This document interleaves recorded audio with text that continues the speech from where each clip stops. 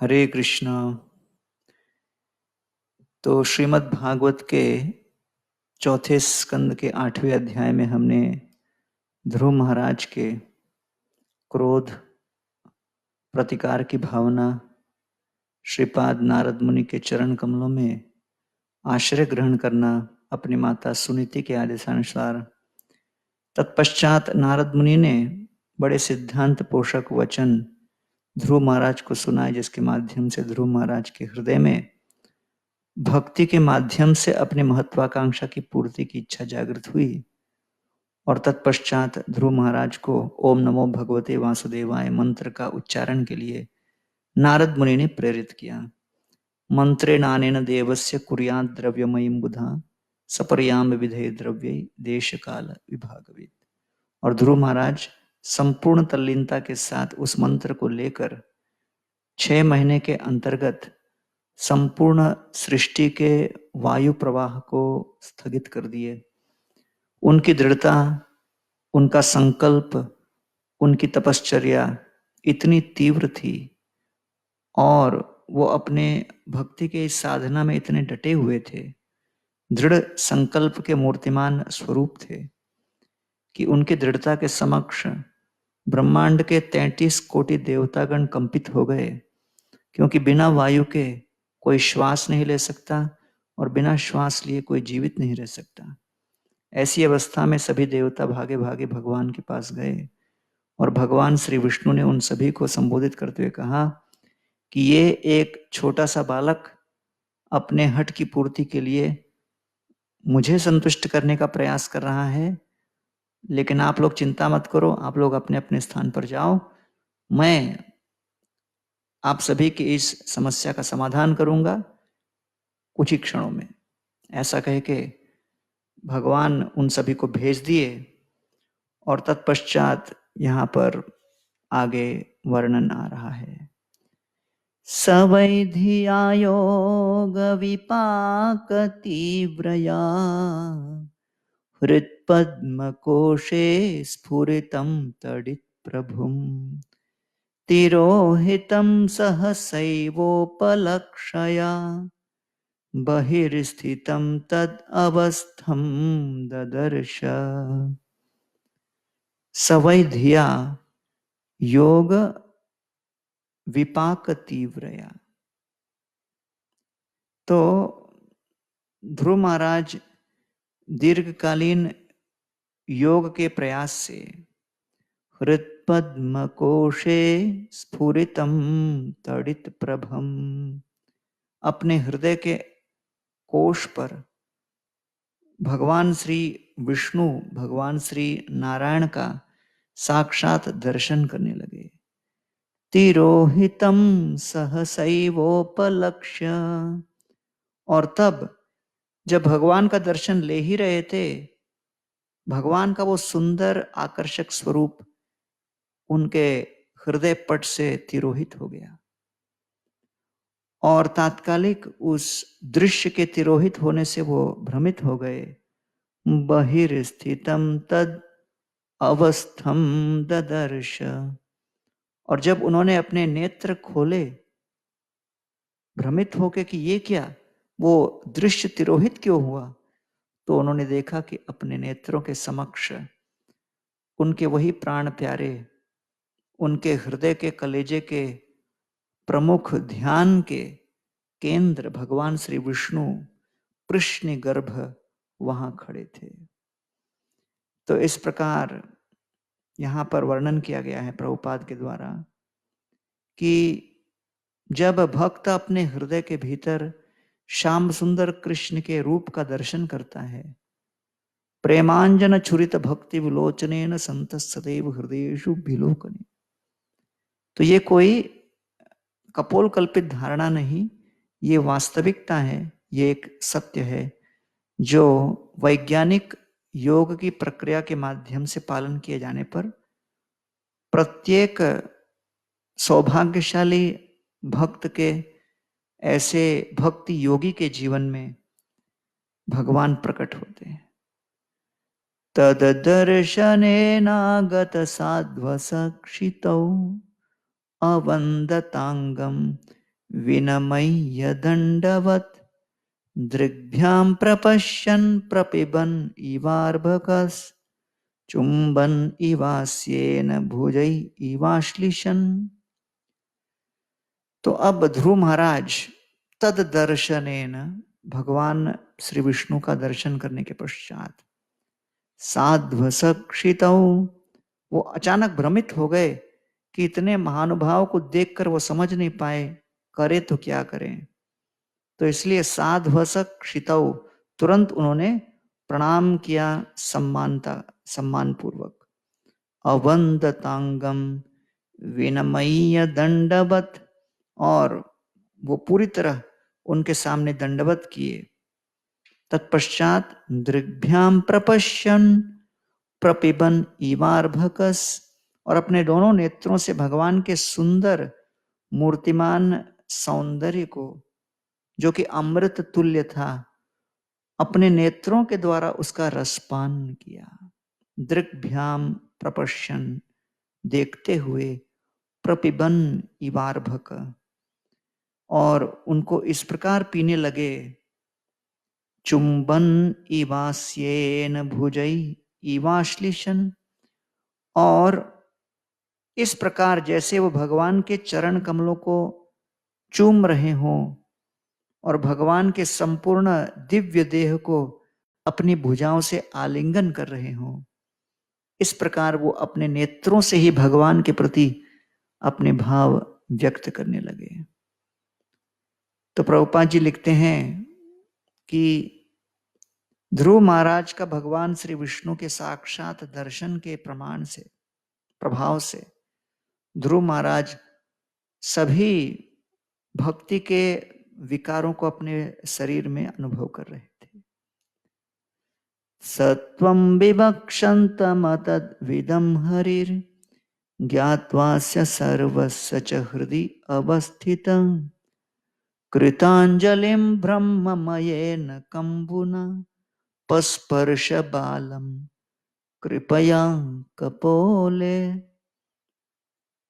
सतम विवक्षन्तम, अब भगवान को देखकर, सतम अर्थात वो, सह अर्थात भगवान को, तम ध्रुव महाराज ने देखा, और विवक्षन्तम, उनके मन में इच्छा जागृत हुई कि मेरे प्राणों के आराध्य देव, मेरे हृदय के इतने निकट, मेरे जीवन के मूर्तिमान स्रोत, पूर्ण पुरुषोत्तम भगवान श्री विष्णु मेरे समक्ष यहां पर विराजमान हैं। मेरे हृदय में कृतज्ञता के सागर में आंदोलित होते हुए आनंद के फव्वारे उठ रहे हैं, और उससे प्रेरित होकर मैं अपने मुखारविंद से, अपने जिह्वा से इनकी स्तुति करना चाहता हूं, और भगवान के प्रति गदगद होकर स्तुति करने का प्रयास कर रहे थे। विवक्षन्तम, लेकिन भगवान के गुणानुवाद करने का प्रयास कर रहे थे। अतद्विदम हरिर, लेकिन उनके द्वारा भगवान की स्तुति संभव नहीं हो पाई। तो अतत विदम अर्थात नॉट एक्सपीरियंस्ड एट दैट, अर्थात वो प्रयास करके भी उनकी स्तुति नहीं कर पाए। ज्ञात्वास्य सर्वस्य च हृदि अवस्थित, तो इस प्रकार वो समझ गए भगवान कि सर्वस्य अवस्थितः, क्योंकि उनके अंदर इतना अनुभव नहीं था, इसलिए अपने आप को वो संभाल नहीं पाए। लेकिन जो भगवान सभी के हृदय में स्थित हैं वो समझ गए। ज्ञात्वा अस्य सर्वस्य च हृदि अवस्थित, उनके हृदय में अवस्थित भगवान, न केवल उनके हृदय में, हम सभी के हृदय में स्थित भगवान हमारे हृदय के अंतःकरण की इच्छाओं को समझते हैं। व्यक्त अव्यक्त, प्रत्यक्ष परोक्ष, हर प्रकार की इच्छाओं को भांपने वाले, समझने वाले, परखने वाले, और उन इच्छाओं की पूर्ति करने में संपूर्णता सक्षम समर्थ वही एक भगवान है जो हम सभी के हृदय में विराजमान है। ज्ञात्वास्य सर्वस्य, इसलिए वो ध्रुव महाराज के हृदय के अंतर भाव को समझ गए कि बेचारा मेरा भक्त 5 वर्षीय बालक मेरी स्तुति करने का प्रयास कर रहा है, लेकिन किसी कारणवश शब्द उसके मुख तक नहीं आ रहे, उसकी जिह्वा से प्रकट नहीं हो रहे। तो कृपालु भगवान, दयालु भगवान, शरणागत वत्सल भगवान अपने भक्तों के प्रति निरंतर आदान प्रदान करने में तत्पर रहते हैं। क्या किया? भगवान श्री विष्णु के हस्त कमलों में शंख, चक्र, गदा और पद्म तो रहता ही है, तो उसमें से भगवान ने अपने शंख को लिया। कृतांजलिम ब्रह्ममयेन कंबुना, और क्योंकि वो भगवान के हस्त कमलों के संस्पर्श में था, वो शंख कोई सामान्य शंख नहीं, उसके अंदर दिव्य ऊर्जा का प्रवाह था। वो वास्तव में साक्षात ब्रह्म था। कृतांजलि ब्रह्ममयेन कंबुना, तो ब्रह्ममयेन, just consistent with the words of the Vedic hymn, Skambuna, with his conch shell. तो उन्होंने ध्रुव महाराज के मस्तक पर वो शंख स्पर्श करा दिया, और तब उस शंख के प्रभाव से ध्रुव महाराज के अंदर संपूर्ण वेदों का सार तत्पर प्रकाशित हुआ। संपूर्ण वेदों का रहस्य और उनका निष्कर्ष और सिद्धांत पूरी तरह प्रकाशमान हो गया। कोटि कोटि वेदों के ज्ञान को समझने के लिए कई कई जन्म लगते हैं। उन सभी ज्ञान का संपूर्ण निष्कर्ष तत्काल ध्रुव महाराज के हृदय में कोटि कोटि सूर्यों के उदय के भांति प्रकाशमान हो गया। पस्पर्श बालम कृपया कपोले, अपने प्रेममयी कृपा से भगवान ने उनको स्पर्श किया। तो प्रभुपाद जी लिखते हैं, भगवान सभी के हृदय में स्थित हैं, लेकिन भगवान की स्तुति करनी हो तो वो भगवान है, तो निर्णय लेते हैं कि किस भक्त को मैं इस प्रकार की शक्ति, सामर्थ्य और बुद्धि दूं जिसके माध्यम से वो मेरी स्तुति कर सके। इसलिए जब कोई भगवान, कोई भक्त, प्रभुपाद लिखते हैं, it is therefore understood that when a devotee writes or speaks about the Supreme Personality of Godhead, his words are dictated by the Lord from within. जब हम हरि कथा करें, जब हम हरि कथा के विषय में लिखें, तो हमारे शब्द लेख में और शब्दों में ये भगवान के द्वारा प्रेरित होते हैं। और इसलिए मैत्रेय ऋषि कहते हैं विदुर जी को, तथापि कीर्तयामि अंग यथा मत यथा श्रुतम कीर्तिम हरेर्स्वाम सत्कर्तुम गिरम अन्याभिदा असतिम। हे विदुर जी, मैं आपसे बता दूं कि इसलिए मैं कथा कर रहा हूं यथामति यथाश्रुतम, अपने सामर्थ्य के अनुसार, अपने बुद्धि के अनुसार, अपने स्मरण शक्ति के अनुसार, क्योंकि अगर मैं कथा नहीं करूंगा तो इसी अवधि में मेरी जिह्वा अन्य किसी भौतिक शब्दों को बारंबार दोहराएगी, जिसके परिणाम स्वरूप माया देवी तत्क्षण आके मुझे ग्रस्त कर जाएगी। और इसलिए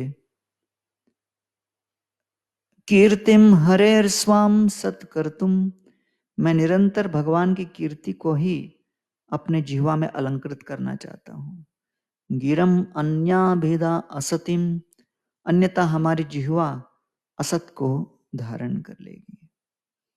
तो इसलिए भगवत गीता 10वें अध्याय में भी भगवान कहते हैं, तेषां सतत युक्तानां भजतां प्रीतिपूर्वकं ददामि बुद्धि योगम तम येन माम उपयान्ति ते। तो इसलिए भगवान जब हृदय के अंतःकरण से प्रेरणा दें तो इस प्रकार की स्तुति संभव है। This transcendental inspiration is called ब्रह्ममय because when one is inspired, the sound he produces exactly corresponds to the sound vibration of the Vedas. जो भक्तों के हरिकथा के रूप में वाणी प्रस्तुत हो वो वास्तव में ब्रह्ममय कहा जाता है, क्योंकि वो वैदिक वांग्मयों से अभिन्न है, क्योंकि भगवान श्री कृष्ण श्री विष्णु की स्तुति में है। अहो अहो भीर्न कलेर्विदूयते सुधा सुधारा मधुरम पदे पदे दिने दिने चंदन चंद्र शीतलम यशो यशोदा तनयस्य गीयते।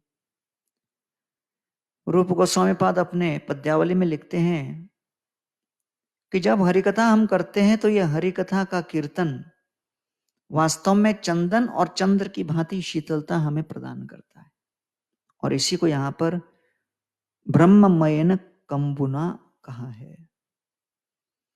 और तब ध्रुव महाराज के हृदय, चेतना और भावनाओं के अंतर्गत किस प्रकार का परिवर्तन हुआ, ध्रुव महाराज ने अपने विचारों को, अपनी भावनाओं को, अपनी इच्छाओं को किस प्रकार से संभाला, और तत्पश्चात किस प्रकार भगवान श्री कृष्ण गर्भ के समक्ष स्तुतियां करना आरंभ किए, ये अगले श्लोक में है। सवै तदैव प्रतिपादितां गिरं दैवीं परिज्ञात परात्मनिर्णयः तं भक्तिभावोऽभ्यगृणात् असत्वरं परिश्रुतोरु श्रवसं ध्रुवक्षितिः।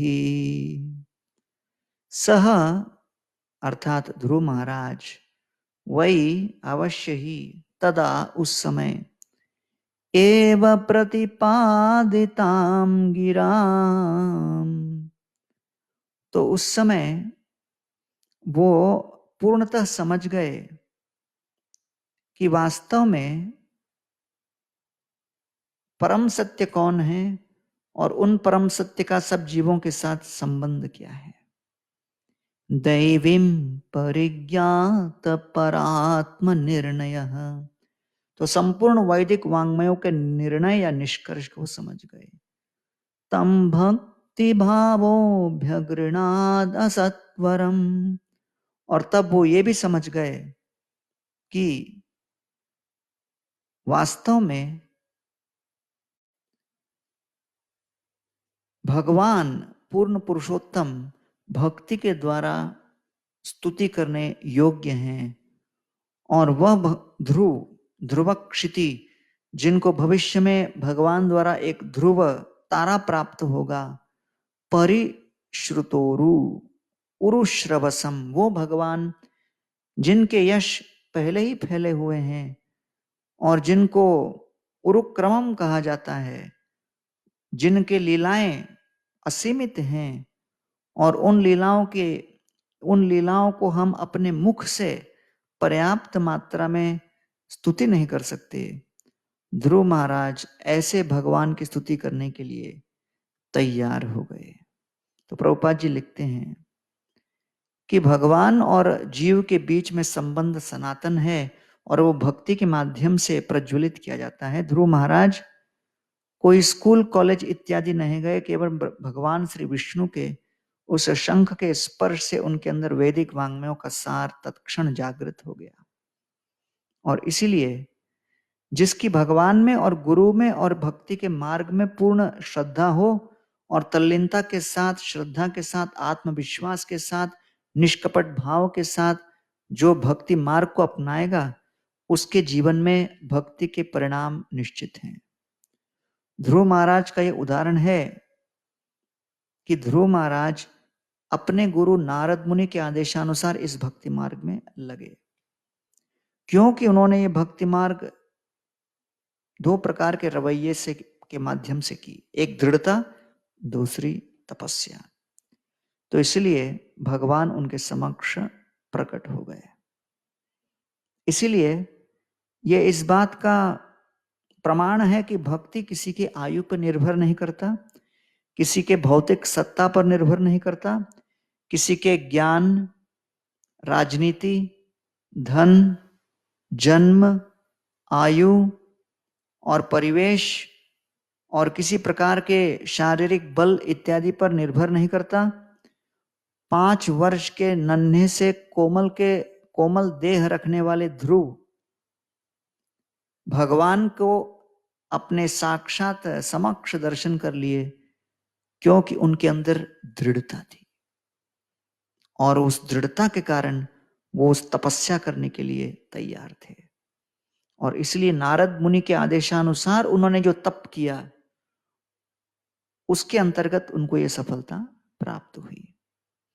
तो इसलिए सबसे प्रमुख बात है भक्ति में कि जितना हम अपने गुरु और गुरुजनों के और वैष्णवों के आदेशों का पालन करेंगे, उतना भगवान की कृपा हम पर अवश्य होगी। श्री रूप रघुनाथ चरणेर एई बल, जार स्मृते सिद्ध हुए वांछित सखल। तो श्री रूप और रघुनाथ के चरण कमलों में चलते हुए हमें इन सभी कार्यों को अपने जीवन में उतारना है, भक्ति को अपनाना है। तो इसलिए चैतन्य लीला रत्न सार स्वरूपेर भंडार, तेहो ठोइला रघुनाथेर कंठे, ताहा किच्छु यश नीलु ताहा इहा विस्तरिलु भक्त गण दिलु एई भेंटे। कविराज गोस्वामी कहते हैं कि मैंने ये परंपरागत ज्ञान प्राप्त किया है महाप्रभु से, स्वरूप दामोदर गोस्वामी से, रघुनाथ दास गोस्वामी, और उन्होंने राधा कुंड के तट पर बैठकर जो कथा की उसको हमने ध्यानपूर्वक पूरी तरह तल्लीन होकर लगन के साथ सुनी और उसी को हम दोहराने का प्रयास कर रहे हैं। तो भक्ति का मार्ग बहुत सरल है। प्रभुपाद ने कहा Krishna consciousness is simple but not easy. सरल है लेकिन आसान नहीं।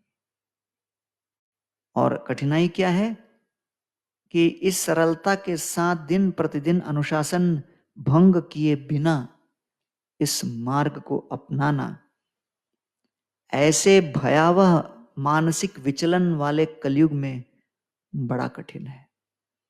इसलिए ध्रुव महाराज की शक्ति का मूल स्रोत क्या था कि नारद मुनि ने जो उनको आदेश दिए, जो मार्ग दिखाया, उस मार्ग के ऊपर 1 मिलीमीटर भी वो इस तरफ और उस तरफ नहीं गए, सीधा उस मार्ग को पकड़कर चले और 6 महीने के अंदर भगवान श्री विष्णु को संतुष्ट कर दिया। तो हम लोग कथा के अंत में दृढ़ता के कई लक्षण और उसको किस तरह पैदा करना इसके विषय में चर्चा करेंगे।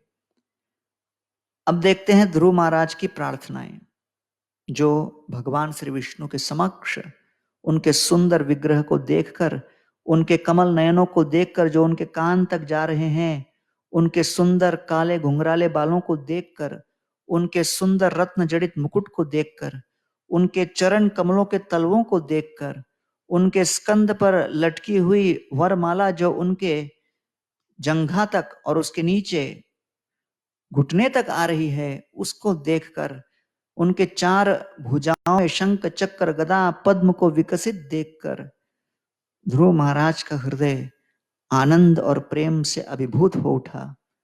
और 5 वर्ष के ध्रुव महाराज अपने नन्हे से इस बालक की ध्वनि में भगवान श्री विष्णु की स्तुति करते हैं।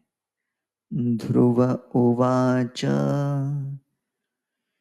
योऽन्तः प्रविश्य मम वाचमिमं प्रसुप्ताम् संजीवयति अखिलशक्तिधरस्वधाम्ना अन्यांश्च हस्तचरण श्रवणत्वगादीन् प्राणान् नमो भगवते पुरुषाय तुभ्यम्।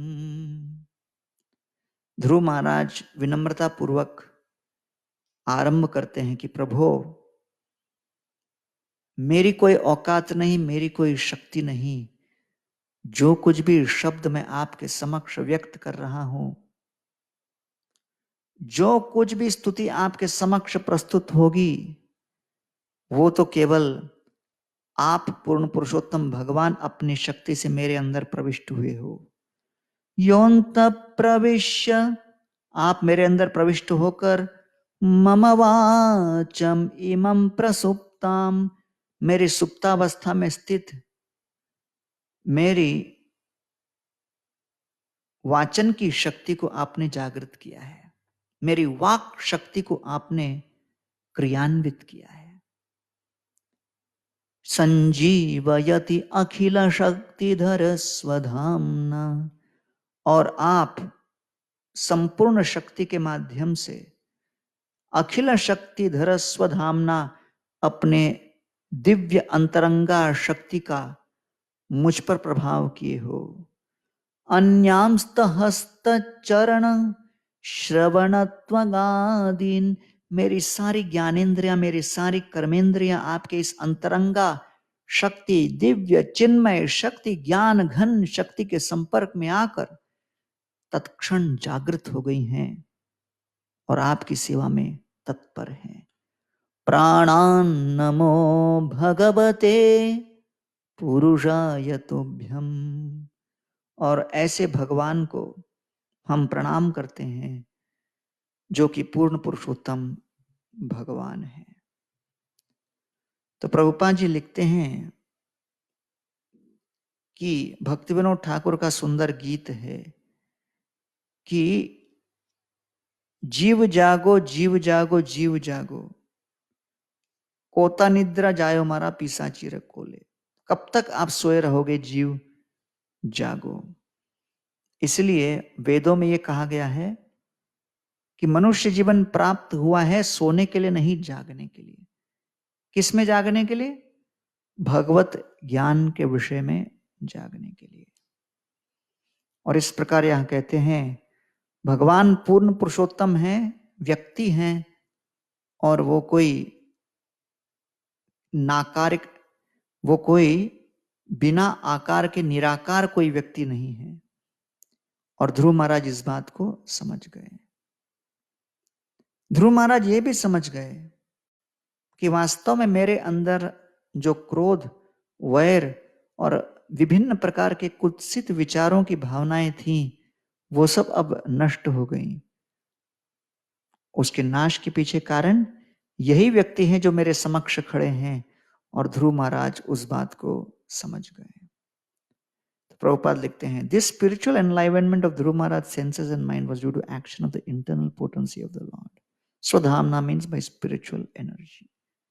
जो भगवान की दिव्य शक्ति क्रियान्वित होती है, वो हमारे अंदर एक दिव्य ऊर्जा का विकास करती है। और जब तक भगवान की दिव्य अंतरंगा शक्ति की कृपा नहीं होगी, उनका स्पर्श नहीं होगा, तब तक भगवान की स्तुति केवल एक काल्पनिक विचार है, एक हास्यास्पद प्रस्ताव है।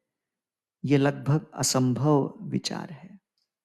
और इसलिए यहां पे कहते हैं कि the process of purifying the senses and engaging them in the service of the Lord is known as bhakti.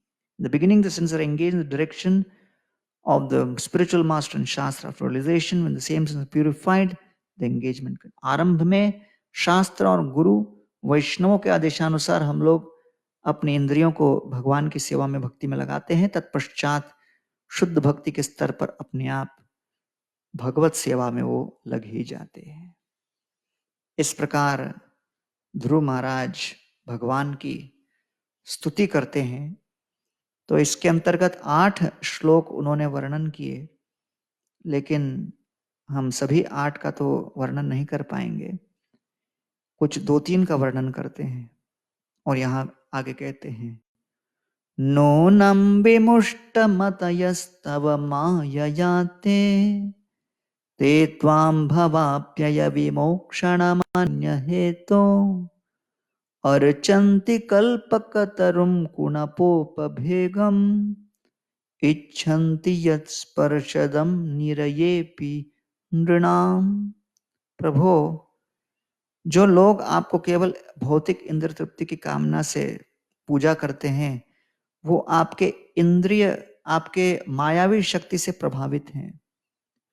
आप जैसे कल्प वृक्ष के होते हुए ऐसा व्यक्ति जो मुक्ति प्रदाता संभव हो सकता है, मोक्ष का कारण बन सकता है, लेकिन मुझ जैसे मूर्ख लोग और चंति कल्पकतरुम कुनपोपभोग्यम, आप कल्पतरु हैं और कुनप उपभोग्यम, और हम जैसे लोग हैं जो काम क्रोध के वशीभूत कौन से विशाल साम्राज्य की कामना से कुनप उपभोग्यम, इस भौतिक शरीर और इसके भीतर स्थित अहंकार को ही पालने पोसने वर्धन करने संतुष्ट करने के प्रयास में अपना संपूर्ण जीवन व्यतीत कर देते हैं। और देखो इसी भोग विलास और अहंकार को पालने में मैं कितना हठ धारण करके वन के भीतर आ गया।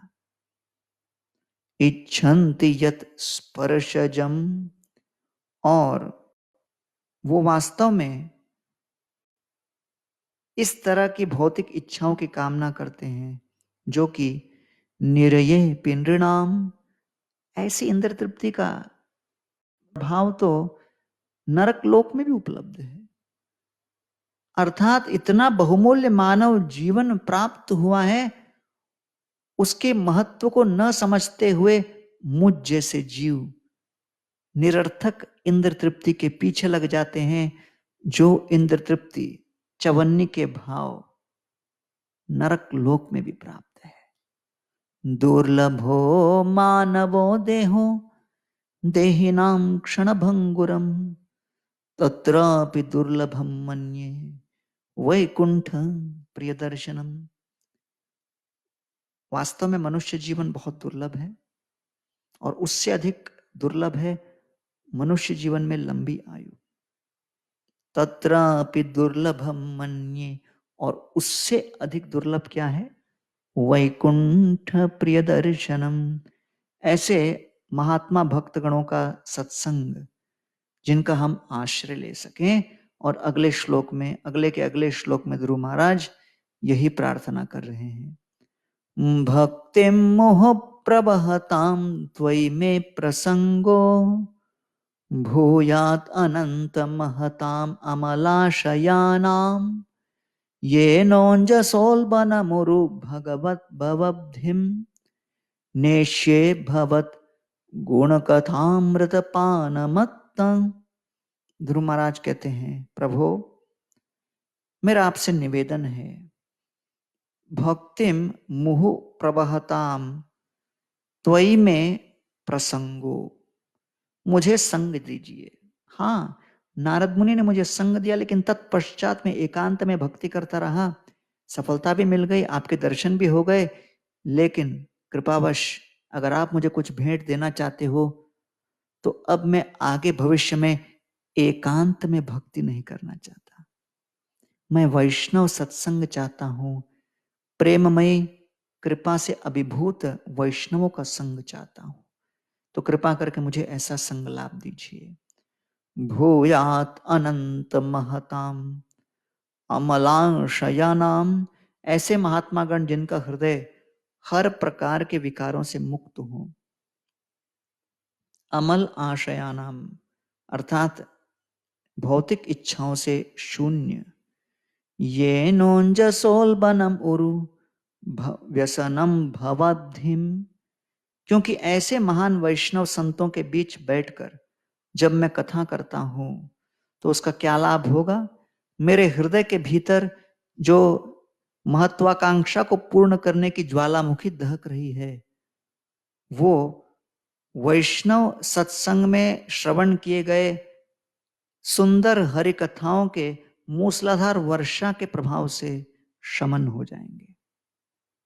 और इसलिए नेष्ये भवत गुणकथामृत पानमत, हे प्रभु मैं आपके इन कथाओं को सुनकर मदमत्त होकर इस भवसागर को तभी पार कर जाऊंगा। हे प्रभु आप कृपा करके मुझे ऐसे वैष्णव का सत्संग दीजिए। तो इसलिए ध्रुव महाराज का ये वक्तव्य बड़ा महत्वपूर्ण है कि मानव जीवन में भक्ति की पराकाष्ठा और भक्ति की सफलता प्राप्त करने के लिए सर्वाधिक महत्वपूर्ण तत्व है वैष्णव सत्संग। और ध्रुव महाराज यहां पर उसकी कामना कर रहे हैं। तब फिर वो कहते हैं कि प्रभु, मैं जानता हूं कि पूरे ब्रह्मांड में आपके अलग अलग अलग रूपों में सारे जीव उपस्थित हैं, आपके विस्तारिक अंश जीवात्मा, और कभी वो प्रकट होते हैं, कभी वो प्रकट नहीं होते, लेकिन उन सभी के मुख्य स्रोत आप मेरे सामने प्रकट हो गए। अब मुझे अन्य किसी विषय के बारे में शंका नहीं रही, क्योंकि आपके साक्षात दर्शन हो गए। फिर 17वां एक सुंदर श्लोक है। सत्याशिषो हि भगवांस्तव पाद पद्मम् आशीष तथानुभजत पुरुषार्थ मूर्ते अप्येवमार्य भगवान परिपाति दीनान् वाश्रेव वत्सकमानुग्रह कातरोन्स्मान्। कहते हैं प्रभु, आपकी विशेषता क्या है कि आप हर जीव की इच्छा को सफल कर सकते हो। सत्याशिषो, सत्याशिषो अर्थात one who can make one's benedictions real.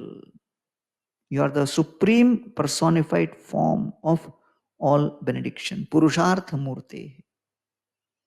और इसलिए आपके चरण कमल को प्राप्त करना, आशीष तथा अनुभजत पुरुषार्थ मूर्ते, जिस व्यक्ति ने आपके चरण कमलों को प्राप्त कर लिया, उसे इस भौतिक जगत के साम्राज्य और इस भौतिक जगत के आधिपत्य की क्या आवश्यकता है।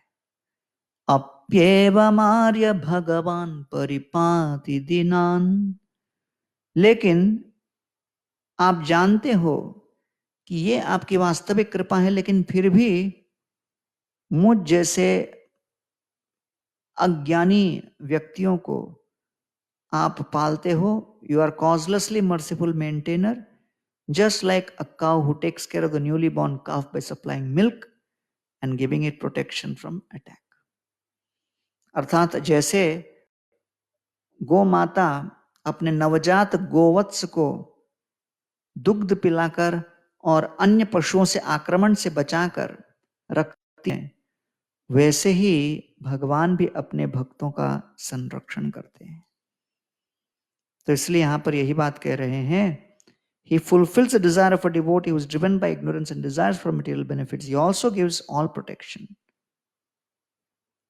प्रभु कहे आमा भाजे मांगे विषय सुख, अमृत छाड़ी विषम मांगे ये बड़ा मूर्ख। भगवान कहते हैं मेरी पूजा करता है लेकिन भौतिक इच्छा की कामना करता है, बड़ा मूर्ख है। अमी विज्ञा के मूर्खे विषय के ने दीबा, स्वचरणामृत दिया विषय भुलाइबा। आमी विज्ञा ये मूर्ख, मैं तो बुद्धिमान हूं, ये मूर्ख है। विषय के ने दीबा, मैं इनको भौतिक इंद्र तृप्ति के साधन क्यों दूं। स्वचरणामृत दिया, मैं अपने चरणामृत को प्रस्तुत करूंगा। विषय भुलाइबा, और इसके द्वारा विषय को हम भुला देंगे। इसलिए प्रभुपाद जी लिखते हैं, a devotee must be sincere in his devotional service. There may be many things wrong on the devotee's part. Krishna will guide him and gradually elevate him to the highest position. तो सबसे प्रमुख बात क्या है, दो बातें कृष्ण करते हैं, गाइड और ग्रेजुअली एलिवेट। निर्देश देंगे, संकेत करेंगे, दिशा दिखाएंगे और धीमे धीमे हमारा इस मार्ग में उद्धार भी करेंगे। तत्पश्चात जब ध्रुव महाराज ने अपनी स्तुतियां समाप्त की, भगवान क्या कहते हैं, श्री भगवान उवाच वेदाहं ते व्यवसितं हरिराजन्य बालक तत्प्रयच्छामि भद्रं ते दुरापम अपि सुव्रत।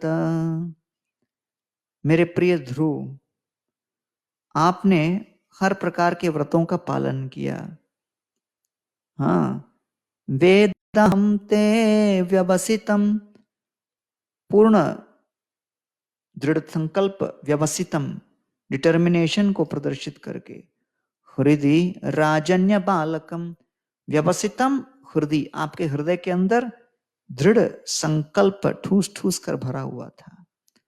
तत्प्रयच्छामि भद्रम ते, और क्योंकि आपके अंदर महत्वाकांक्षा इतनी है और आपकी इन इच्छाओं को पूर्ण करना बड़ा कठिन है, दुरापम अपि सुव्रत, तो इसलिए भद्रम अर्थात संपूर्ण शुभ, और मैं जानता हूं आपके मन में इच्छा क्या है। वेद अहम, आपने अभी तक व्यक्त नहीं किया अपने मुख से, लेकिन मैं जानता हूं, मैं त्रिकालदर्शी हूं, मैं पहले ही जानता हूं।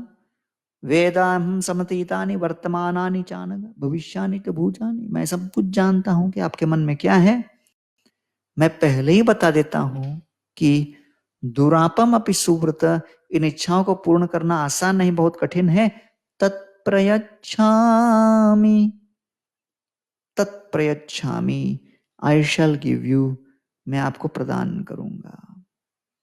तो इसलिए ध्रुव महाराज को भगवान कहते हैं कि आप मुझसे इस प्रकार की भौतिक इच्छाओं की कामना करके ये विचार न करो मैं आपसे प्रेम नहीं करूंगा। और इसलिए भगवान कई बार शुद्ध भक्तों को भौतिक इच्छाओं की पूर्ति नहीं करते। ध्रुव महाराज के विषय में भगवान जानते थे कि वो महान भक्त हैं, और इनको मैं अगर इतना बड़ा ध्रुव तारा भी दे दूं और विशाल साम्राज्य दूं, उसके बाद भी उनकी इंद्रियां स्खलित नहीं होंगी। तो प्रभुपाद लिखते हैं, the example illustrates that highly qualified devotee can have the facility of material enjoyment at the same time execute love of God. This, however, was a special case for Dhruv Maharaj. अर्थात हर एक की ऐसी औकात नहीं रहती कि हर प्रकार के ऐश्वर्यशाली परिवेश में वो शुद्ध भगवत भजन कर पाए। तत्पश्चात भगवान कहते हैं, ध्रुव मैं आपको सुंदर ध्रुव तारा भी दूंगा, जो कि ब्रह्मांड के विनाश के पश्चात भी चमकता रहेगा।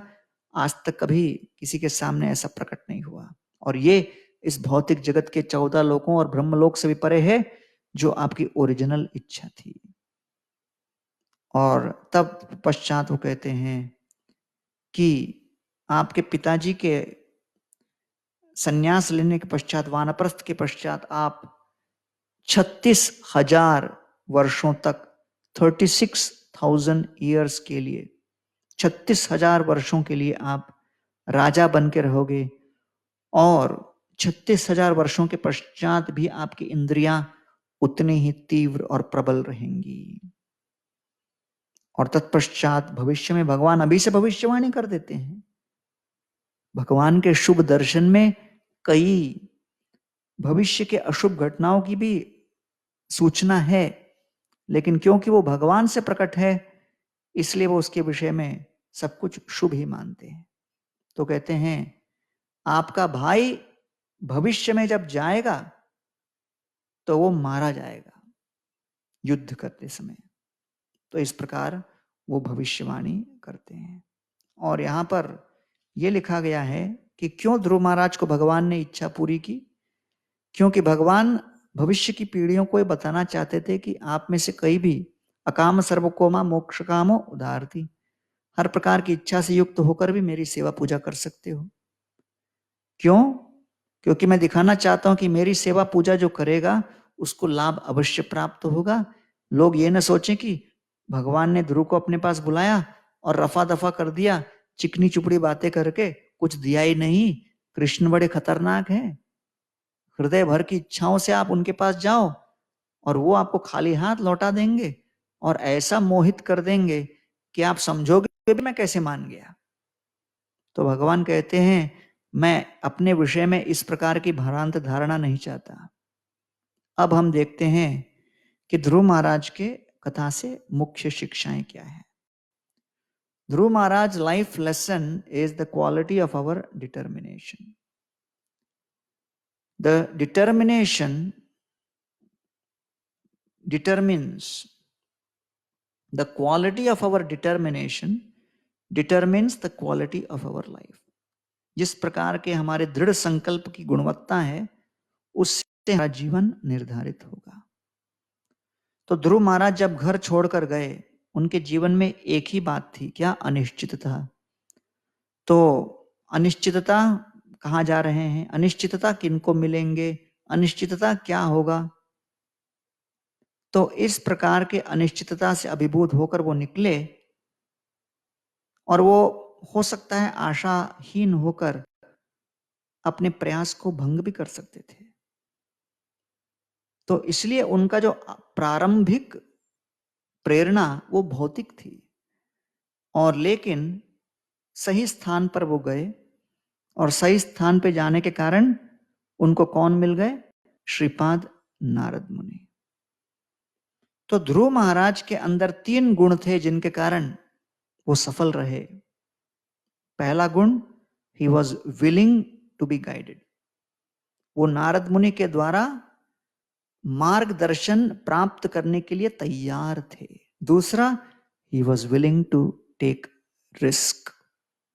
हर प्रकार की अनिश्चितता से भरे हुए परिवेश में छलांग लगाने के लिए तैयार थे।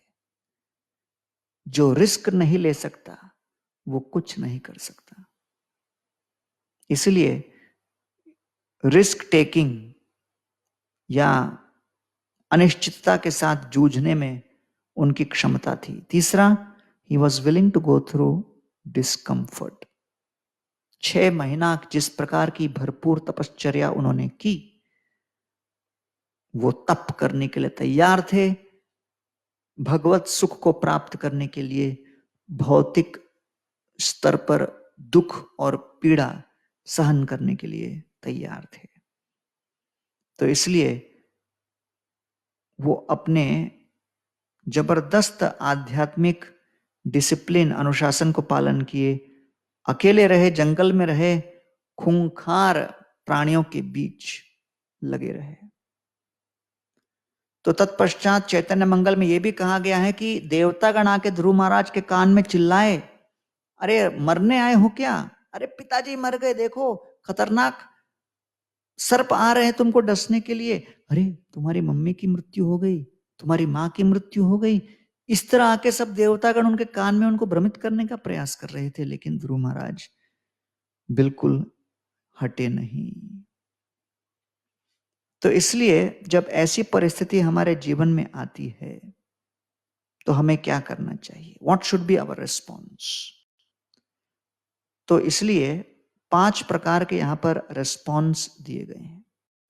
How should we respond in terms of crisis and difficulty in spiritual life? सबसे पहले, push back the barriers of your comfort zone. आपके जो अभी वर्तमान की स्थिति में आपको लग रहा है मैं जो कर रहा हूं उचित है, ऐसा क्षेत्र जिसमें आप पूरी तरह आनंद में हो और आपको लग रहा है मेरे प्रयास पर्याप्त हैं, तो इसे आपको और आगे बढ़ाना है। अगर आप 4 माला जप कर रहे हो या 16 माला जप कर रहे हो तो उसको बढ़ाना है। जो तपस्या कर रहे हो उसको बढ़ाना है। जिस स्तर पर आप हो उससे और अधिक आध्यात्मिक गतिविधियों को जोड़ना है। सो push back the barriers of your comfort zone, पहला। दूसरा, एम्ब्रेस अनसर्टेनिटी। अनिश्चितता को आलिंगन करो, स्वीकार करो, अपने जीवन में स्थान दो। अनिश्चितता शब्द को सुनकर घबराओ मत। तीसरा, voluntarily accept highly precarious situations in pursuit of a cherished purpose. स्वेच्छा से कई चुनौतीपूर्ण परिस्थितियों को स्वीकार करो, उनका अवलंबन करो एक श्रेष्ठ लक्ष्य को प्राप्त करने के लिए। डरपोक मत बनो, निकलो बाहर और चुनौतियों को झेलने का साहस धारण करो। चौथा, uncertainty spurs dependence upon the will of providence. अनिश्चितता हमारे निर्भरता को जागृत करता है, वो जो भगवान के ऊपर निर्भरता हो। भगवान की इच्छा के ऊपर हमारी निर्भरता अनिश्चितता से उद्वेगित होती है। जितनी अनिश्चितता बढ़ेगी उतना हम निस्सहाय, भयभीत होकर, भ्रमित होकर हाथ उठाकर भगवान की इच्छा पर अपने आप को समर्पित करेंगे। 5वां, token religious faith is okay. चलो हम थोड़ा बहुत भजन करें, पूजन करें, मंदिर में जाएं, ये सब ठीक है। इसको कहते हैं हाँ पायस फेथ, पुण्यवान व्यक्ति है, श्रद्धा है, वो सब ठीक है। लेकिन life becomes dynamically more exciting when we experience the mystery and wonder of divine intervention. जीवन बड़ा ही आकर्षक और रोमांचक बनता है जब हम भगवान की गोपनीय इच्छा को अपने जीवन में पग पग पर अनुभव करने लगते हैं। और वो तभी होगा जब आप छलांग लगाओ। जब तक छलांग नहीं लगाओगे तब तक कुछ नहीं हो सकता। इसलिए कंक्लूजन में कहा गया है, first there should be action. Action involves selfless sacrifice, exceptional endeavour and willingness to take risk. निस्वार्थ आपको यज्ञ करना है, सेल्फलेस सैक्रिफाइस, एक्सेप्शनल एंडेवर भरपूर कठोर प्रयत्न, विलिंगनेस टू टेक रिस्क और जोखिम उठाने की शक्ति। और तत्पश्चात आपका एटीट्यूड कैसा होना चाहिए, रवैया कैसा होना चाहिए।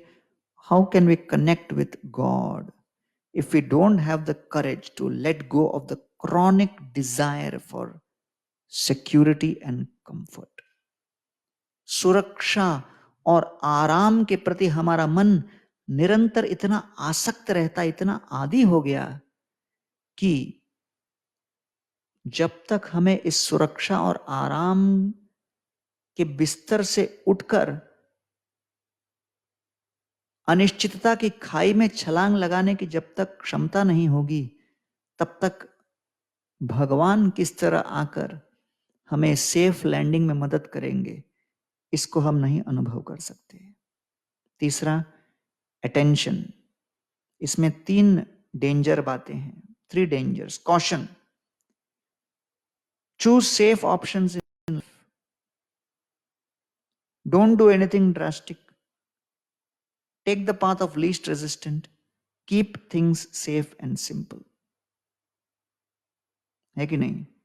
तो हमको बचना है किन बातों से? 4 बातों से बचना है। कॉशन के लिए 4 बातें हैं। केवल जो सुरक्षित पहले विचार किए हुए, अनुभव किए हुए मार्ग हैं, उसी पर हम चलते रहते हैं। दूसरा, कोई भी हम रिस्क या ड्रास्टिक कार्य करने के लिए डरते हैं। तीसरा, सबसे आरामदायक जो मार्ग हो उस पर ही चलना पसंद करते हैं। चौथा, हम कहते हैं इतना क्यों कॉम्प्लिकेट करते हो, सब कुछ सरल रखो, सुरक्षित रखो, अनिश्चितता बढ़ा दोगे समस्या हो जाएगी।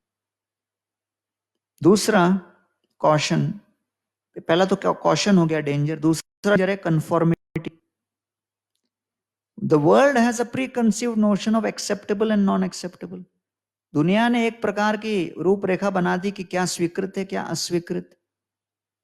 सो there is a fear of embarrassment, failure और पब्लिक ओपिनियन। तो लोक विचार और पराजय और किसी प्रकार से लज्जा, लोक लज्जा से घबराकर हमको लगता है नहीं नहीं, लोग जैसा कर रहे हैं वैसे ही करो भैया, बाकी लोग जैसा कर रहे हैं वैसे करो, कुछ नया ऐसा कार्य करने जाओ जब किसी ने किया ही नहीं। ऐसे नवीन प्रयास में विफलता के चांसेस बहुत ज्यादा है। इसलिए बगल में खड़े रह के सीटी बजाओ और उसने गलती की तो पत्थर मारो।